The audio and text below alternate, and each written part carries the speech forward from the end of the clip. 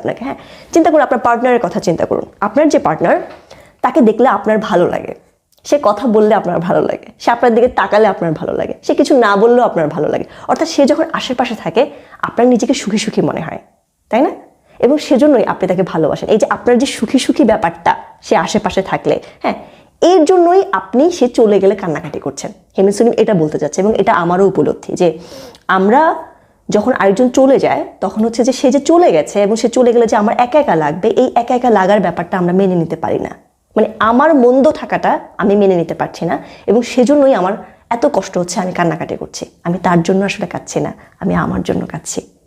এটা একটা চমৎকার উপলব্ধি, এবং এটা হয়তো বা টিনেজাররা মানবে না, টিনেজাররা বলবে যে না, ওকে ছাড়া আবার চলবে না। হ্যাঁ, আসলে এই যে চলবে না, একা যে থাকবো, সেজন্যই মূলত আমরা এত কষ্ট পাই। হ্যাঁ, একটা সময় আমরা সবাই বুঝতে পারি যা কিছুই করি সব কিছুই আমরা আমাদের জন্য করি, আর কারো জন্য না।